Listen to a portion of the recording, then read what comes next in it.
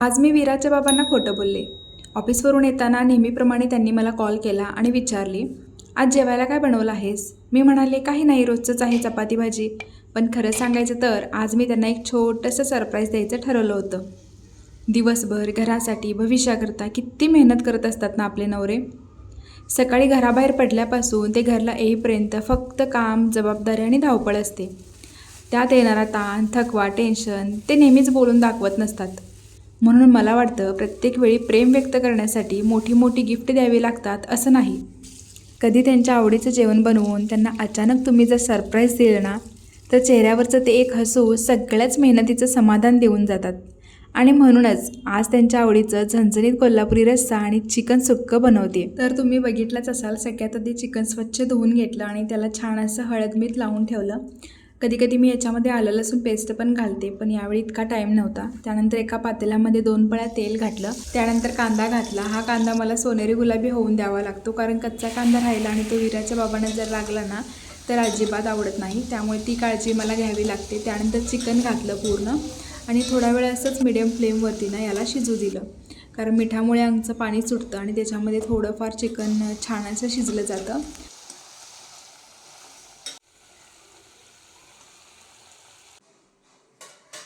तोपर्यंत एका साईडला गरम पाणी करायला ठेवलं चिकन शिजवण्यासाठी, आणि तेच पाणी नंतर आपण रश्श्याला वापरतो. आणि यातलंच थोडंफार मी वीरालासुद्धा काढून ठेवत असते. आता चिकनमध्ये पाणी घालून ना छान चिकन शिजायला ठेवलं. वरून थोडीशी कोथिंबीरसुद्धा टाकली. माझा इकडे इतका शांत स्वयंपाक चालू होता, पण माझ्या हॉलची अवस्था अशी काहीशी झाली होती.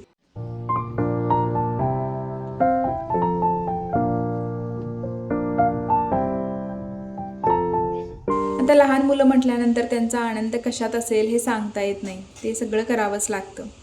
तर इकडे मी आले तिला थोडंसं बिझी करून वाटण्याची तयारी करायला. आता कोल्हापुरी जेवण म्हटलं ना, बऱ्याच जणांना असं वाटतं की फारच तिखट असतं, पण माझ्या मते ना तिखट नसतं ते, तर त्याला खडा मसाल्यांचा एक झणझणीतपणा आलेला असतो. आणि खानदेश साईडला वगैरे जेवढं तिखट खाल्लं जातं ना, तेवढं कोल्हापूर साईडला खाल्लं जात नाही असं मला वाटतं. तुम्हाला काय वाटतं कमेंटमध्ये नक्की सांगा. तर वाटण्यासाठी तेच सगळे बेसिक मसाले, जसं की कांदा, लसूण, आलं. आणि यावेळी सगळ्यात जास्त टेन्शन होतं ते म्हणजे नारळ फोडण्याचं, कारण यावेळी वीराचे बाबा नव्हते. कसाबसा गॅलरीमध्ये नारळ फोडला, आणि ज्यावेळी घरामध्ये नारळ फोडला जातो त्यावेळी त्याचं पाणी काढून वीराला देते प्यायला. पण प्रत्येक वेळी ना तिचं हेच नाटकं असतं, तिला नारळ पाणी का आवडत नाही मला हेच कळत नाही.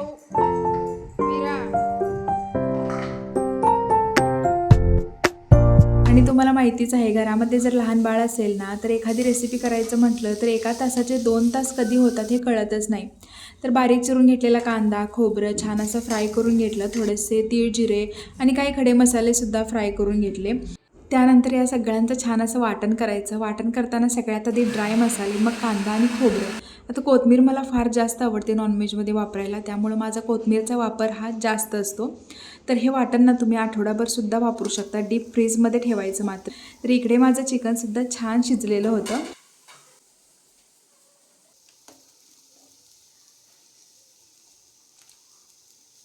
आता ज्यावेळी मी चिकन मटण बनवते ना, त्यावेळी रस्सा आणि सुक्कं दोन्ही एकाच वेळेला बनवायला घेते, कारण मसाल्याचा प्रॉपर अंदाज येतो. कमी जास्त मसाला जर झाला तर ॲडजस्ट करता येतो. आता दोन्हीमध्ये प्रोसेस तर सेमच आहे. तेल छान असं गरम झालं की आपलं वाटण टाकायचं, मग घरामध्ये जे काही तिखट असेल ते. पण न चुकता मी कोल्हापुरी रश्शामध्ये सवाईचा रस्सा मसाला आणि सुक्यामध्ये सवाईचा सुक्का मसाला टाकते. मसाला तेलामध्ये शिजत असताना ना त्याच्यामध्ये थोडंसं चिकनचं पाणी ॲड करायचं, ज्यामुळे छान अशी चव येते आणि रश्शाला कटसुद्धा छान येतो. दोन्ही मसाल्यांना छान असं तेल सुटलं होतं. तर रश्शासाठी जे काही चिकनचं पाणी काढलं होतं ते घातलं आणि थोडा वेळ उकळवायला ठेवलं. त्यानंतर सुक्यासाठी जे चिकनचे पीसेस काढले होते ते सगळे घातले आणि असंच थोडा वेळ मुरायला ठेवलं. इकडे वीरासाठी हे चिकनचं पाणी काढलं होतं, त्याच्यामध्ये थोडासा मसाला घालून तिला खायला देणार. इंद्रायणी भात किंवा चपातीमधून तिला खायला फार आवडतं, आणि हा पीस मी तिला दिला होता. तर तिची नाटकी बघा कशी चालू होती. तर इकडे चिकनसुद्धा आपलं छान असं मुरलेलं आहे. आता बस फक्त कोथिंबीर टाकायची 2 इंचमध्ये, आणि आपलं चिकन सुक्का आणि रस्सा तयार आहे. रश्शाला बघू शकता किती छान अशी तर्री आलेली आहे. आता वीराच्या बाबांच्यामध्ये फक्त एकच चाललं असणार आहे की घरामध्ये जाऊन फक्त चपाती आणि भाजी खायची. आता माझ्या विराचा पूर्ण स्टॅमिना संपला होता, सो तिला किचन कट्ट्यावरती बसवलं आणि एका साईडला कुकर लावला आणि कणिकसुद्धा मळून घेतली आणि हे थोडंसं क्लीन केलं किचन कट्टा वगैरे, हॉलमधलासुद्धा पसारा आवरला आणि आता विराच्या बाबांची यायची वेळ झाली होती.